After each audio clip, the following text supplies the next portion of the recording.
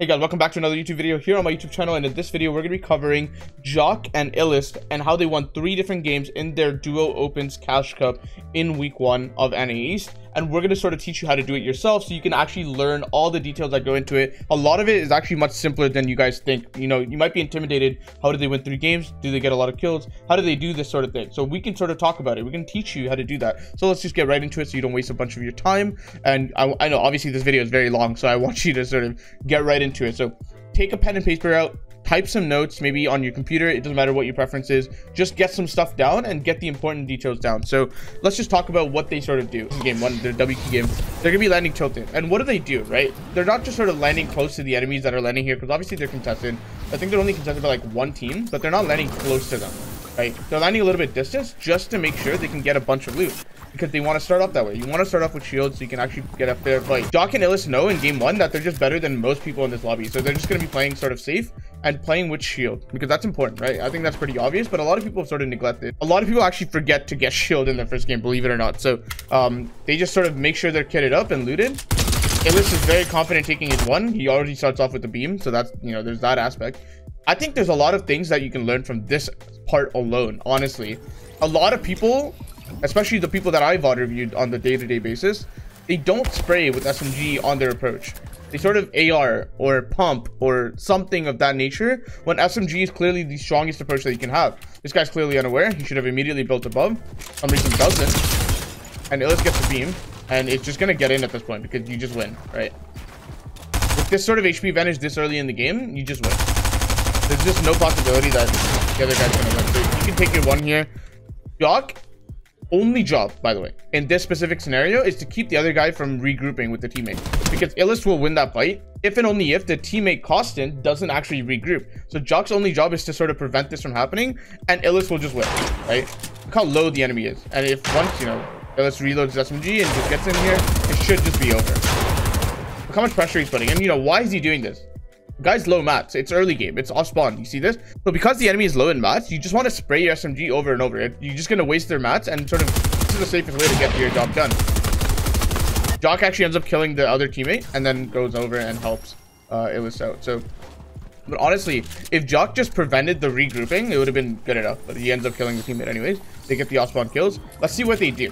Because I actually think, guys, we've talked about this all the time, and 1 point per kill for solo cash cups. Duo cash cups are very, very different. You actually need to go for kills. Yes, you might think like 25 placement points and 1 point per kill. Like I've talked about this before. This is not how you're supposed to think of it. You actually need to think of it in terms of team kills. So every team kill you get 2 points, right? So because that's the case, it's 12.5 to 1 ratio versus solo cash cups being a 30 to 1 ratio. I'm talking about the placement points to kill points ratio. And because that's the case, I believe that kills are very, very valued in this format. So you just need to kill like 10 to 12 teams and you'll be good in terms of placement points, and you'll just be chilling. That's exactly what, you know, Illest and Jahq do, because, you know, for them in game 1, it's very, very easy to key. So you might ask like, okay, how do I key? How do I make sure I'm able to get the advantage? The most important thing, in my personal opinion, in fights for duos is to establish height. Once you've established height in a spray meta like this one, you are very free to just spam SMG and create your HP advantage that way. You can find different angles. You can just stay on height and spray. And that's exactly what Illest did, right? He went up to the roof and sprayed from height. And yes, the opponent was a little bit careless. Yes, the opponent was a little bit stupid in terms of not building. But Illest would have still won the fight just because they had height advantage, and, you know, just because his fighting ability is superior. But having height advantage, in my experience, after watching hundreds of duo fights, is one of the most important things that you can do to make sure you win the fight. So this has been box fighting. Jahq is taking cones. Illest is providing pressure. He's sort of distracting this guy. This guy has to hold against Illest's spray, right? And because that's the case, Jahq has a lot more freedom to actually smack on the codes and smack on the floors and take some pieces, because Ron is out of commission. Why? Because Illest is just constantly spraying at him. And, you know, the best part about this is Illest is actually going to get some free damage by the bleed of the bullets through the build. So there's that, right? It's not only pressure, you're getting your damage as well, but pressure is the most important aspect. If Illest doesn't spray here, these guys can coordinate a plan to go on to Jahq, but they can't do that because Illest is spraying. As soon as they sort of look up and trying to pump Jahq, this guy's going to get beamed. That's the point. So Illest is going to reload. Need to immediately pressure this wall. Notice when he edits, a lot of people make this mistake, especially beginner players.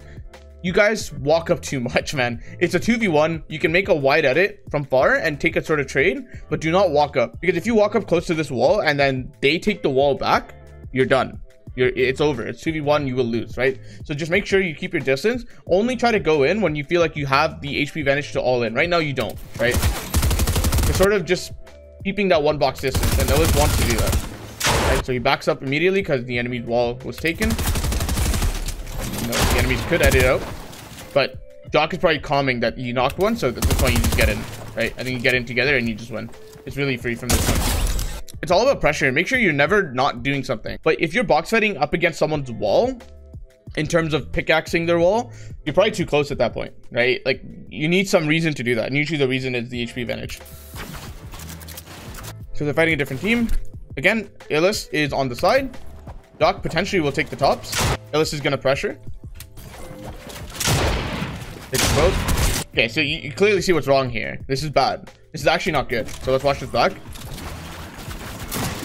Grabs it, does the full edit when this guy's fully looking at him through a pump. What he should have done is flip this ramp. It's his. If he flips the ramp, then the peanut butter makes a lot of sense, right? Like, you can take your time here. This guy's not going to go anywhere. Obviously, he has the exit to his left, but you can do this edit just as quickly. Flip this ramp into, if you look at my mouse, starting here into here. And then when you do this edit, it's very, very easy to do a nice jump peek or have a nice right hand. Right here, this is not a right hand. Any edit you do with the stair becomes very difficult to block his shot. You will get hit. He does hit him for 96, but if this guy has any brain and actually cones Illest, Illest is dead. It turns into a 50-50. It's just a risk that you don't need to take. So there's a problem. DVS could have totally coned him here. It just missed out on the opportunity. Illest wants to heal. He has sketch now. Like, there's a lot of time that's wasted here because Illest made that mistake. If he doesn't make this mistake, I feel like this fight would have ended much quicker. And that's the name of the game, guys. You want to end your fights quickly. If you guys are going to take fights in the first game, you absolutely need to end them quickly. And the way you do that is not by making mistakes, right? You absolutely cannot make mistakes. The more mistakes you make, the longer the fight is drawn out. Because as Illest is healing, guess what his teammate is doing? Most likely will heal. Fortunately for Jahq and Illest, they don't have heals. Illest and Jahq will win this, but against a team that has splashes, bigs, minis, you will sort of prolong this fight unnecessarily. So it's very important to box fight properly and with discipline. That was a really good double wide edit, meaning that, you know, Jahq edited wide, Illest and Jahq can see the target, and it becomes very easy. At this point, one guy's knocked, the other guy's white, you just jump in. All fundamentals go out the window. Just jump in, pressure properly, and you'll win. So let's see what happens to Jahq here. You can get some knock maybe.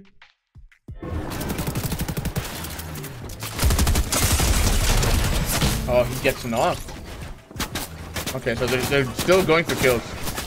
So what does Illest do in this situation? A lot of people misplay this situation a lot. You need to sort of make layers, and you need to throw your enemy back behind you. Not your enemy, rather, your teammate. And throw them really far back so that there's a bunch of layers of metal or brick builds so that your res is very nice. You need to sort of toss them back. Maybe, oh, this is a nice pocket. What I mean by pocket is people are going to think that you're in this top box, right? And then they're going to spray that top box. You'll see that. But they don't have a nice angle on this sort of small box down here. So if he places a cone or a floor and just starts to res, he should be completely safe. This works too. I don't think he's going to fail this. Definitely going to get the res off. Biggest thing is he created layers against the direction of the knock. So they need to look for whites. I guess they're just going to splash.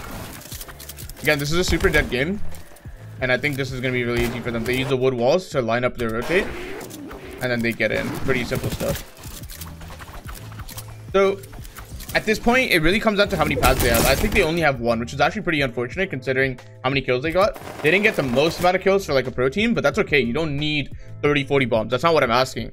You just need like 10 to 20 kills, and I think you'll be fine. And again, just to sort of remind you guys, this is a kill-based tournament. You should absolutely go for kills, but if you guys don't get 10 to 20 kills, that's okay. Just win the game, right? You still want the 25 placement points that the game offers you in the end. So definitely sort of play in a smart way. You'll notice that Jahq and Illest aren't going for every single fight they see. They go for smart fights, 2v1s, and people that look bad and things of that nature.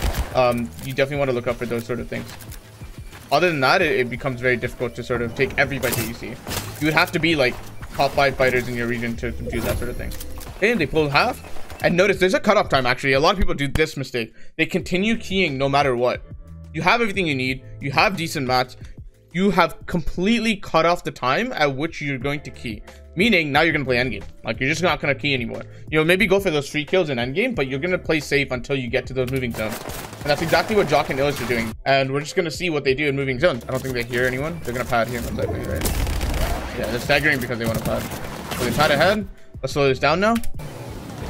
And let's see what they do. I'm very curious how they're going to find this impact because they desperately need one.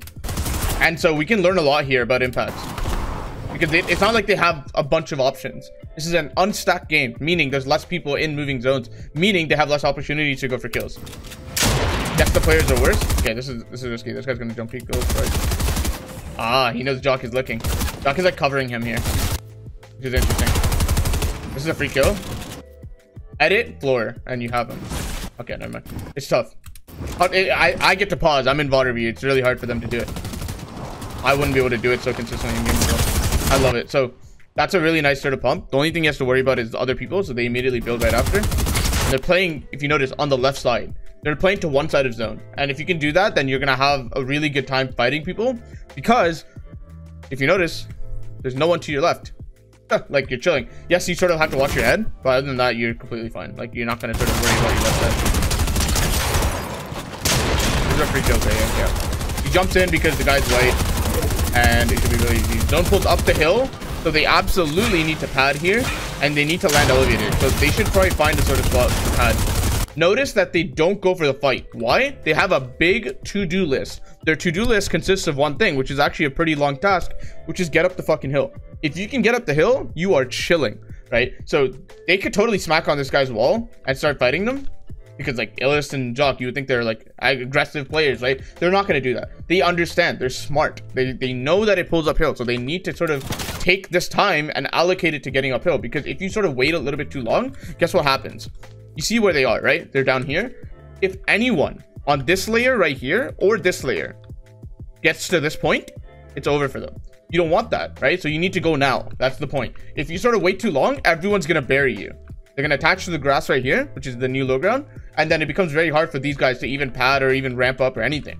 Luckily for them, they do have a pad. So they're just going to look for a pad or a ramp up. Let's see what they decide to do. This is going to get up. Okay, so they go out to the side, potentially to pad. I think that's what they're trying to do. I guess they're not going to pad. No, they should pad. They should pad. Yeah, they should pad. Oh, they panicked. Yeah, they should pass. They should 100% pass. Good. Break the ramp. Yeah, there you go. I was gonna say, so I think that's what Jahq was doing. I'm assuming in comms there was like a little bit of a confusion. Illest actually gets a kill. Lands on height. Okay, so let's watch that because that's a key moment there. I'm guessing.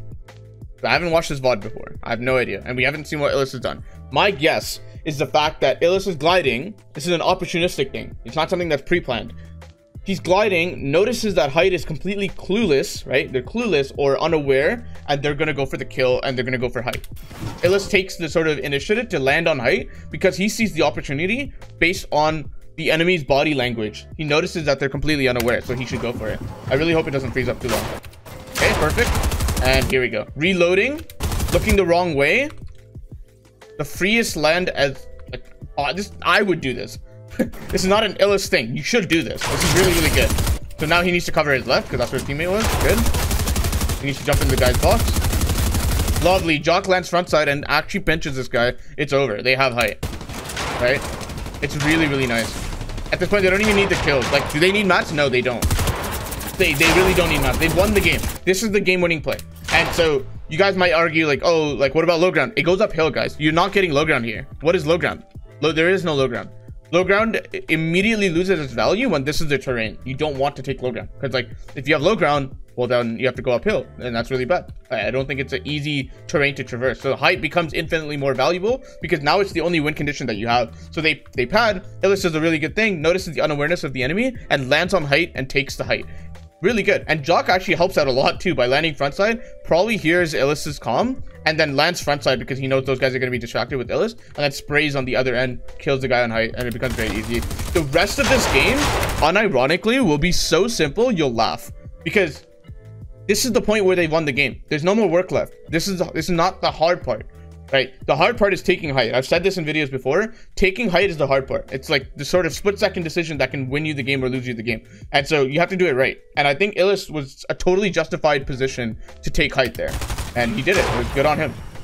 And so game 1 is a win, right? Now it just comes down to how many more kills can I get, right? As long as you sort of play height properly, which is honestly not that hard, it's very intuitive, and you know, maybe we can sort of explain it for anyone that doesn't understand. Just if you have a certain amount of mats and you know the timeline of the game, meaning this game's about to end in about 1 minute, 1.5 minutes. Why? Because there's not that many people left and it's going uphill. So a lot of people are going to die down here, right? You'll see this guy die all the way back here. Like, these guys are screwed. A lot of these guys are going to die really, really quickly. And they have a lot of mats for this time of the game. Like, Jahq doesn't have that much, but Illest literally has 500 metal. So they've won, right? They definitely won. And so they know they can spend a little bit more mats to be secure, so they can double cone floor, right? They can do this and be fine. And so you'll notice, like, why is Jahq making this weird shape right here? Like, this seems kind of deliberate. It seems like on purpose. And I'll tell you right now, it is on purpose. Pros do this all the time. The reason is, if you sort of do like an L shape like this, and you can do more L shapes like this, like where it's like an L shape towards the left, this allows you to look back easier. Like, for example, I'll sort of draw something for you, right? Because this is actually pretty important. I think a lot of people on height don't do this, and then they have a lot of blind spots, and you don't want that. So let's say zones right here. I will draw a circle. Pretty bad circle, but whatever, right? We'll actually draw it out to here so my face cam doesn't block. We'll draw it out here, and you'll notice that, let's say zone going north, right? Zone's going north. You'll notice if you do a tarp like this, there's a big problem, right? And let's say yes, you can right hand peek. I understand that you can right hand peek. Yes, you can see pretty much all of this area, but what about this area? You don't see any of this, right? So instead of doing that, by placing the L-shaped pattern, by doing this, and then instead of sitting right here, you're sitting over here, right? If you sit over here, what ends up happening is you can pretty much see everything. You can see under your ramp. And the only sort of blind spot, if you will literally be back here. And then everything back here, you can see. You see? So it allows you to see more of zone because you can see under your floors. But if you're sort of right hand peeking from here, pretty much everything under your floors and over here you cannot see, and that's bad. It's not good awareness. You don't even get that many kills because your shot's constantly interrupted by your floor. But if you sort of branch out like this, even go out one more, you get to see a lot more on this side and a lot more on this side. You get a lot more vision. That's the point, right? And so that's why he makes the shape. I called it the candy cane. I actually sort of talked about it in a video like a year and a half ago. It's a really good pattern to make while you're on height. So again, like I said, the game's very easy from this point. Illest is actually going to do what a lot of pros do. I don't actually recommend this unless you need something like an impact, or you're very good at fighting. And when I say very good, I mean like top 100 in the world. Okay, like, so don't just be like, oh, I'm really good at fighting. Like, are you actually really good at fighting? Or can you control yourself? Can you do it in a way where you don't die? Because if you die, you've thrown the game. You've thrown the guaranteed one game. Don't do that. That's really bad. So what Illest is going to do is he's going to drop down onto second height and sort of box fight a lot of people. He's continuously spraying right now, which is something I approve of. But he will absolutely start, you know, third-party people and dropping down. He's gonna jump in here, maybe? Yeah, that guy's weak. So it's jumping down, right? See how low he went? And so the reason why he can do that is because he knows when to stop. Once his SMG is completely unreloaded and out of ammo, he stops. He doesn't sort of tunnel vision. He's gonna still go for the kill here. Okay, this is a little risky, I'm not gonna lie. He didn't block off his back at all, which is, I mean, crazy to me. I just don't get it. It's good. Like, he knows his limits, so he's gonna push them. He's gonna get more kills by doing that. He just completely blocked off Jahq doing that. Again, like, he's completely backing out. Oh my god, 174. Okay. Jahq is still supporting from up top. Really good kill on second height. Jahq probably called that out. And that's gonna have to be the last kill and he's gonna win the game. But again, guys, this is really simple. You'll notice how they play endgame. Height is a very important win con if it's going uphill, especially drastically uphill, like this game right here. And if you want to sort of learn how to fight like them, watch their VODs, watch other pros VODs. You'll learn a lot. A lot of it is decision making. You'll notice the pattern that Illest and Jahq do, which is Jahq on top, Illest on the side, pressuring with a ranged SMG and not pickaxing people's walls. You pressure with your bullets, not your pickaxe. And if you do that, you're going to find a lot more success in your 2v2 fights, and you're going to find a lot more success in terms of duo cash cup. So thank you guys for watching this video. Check out the next episode in this series posted today.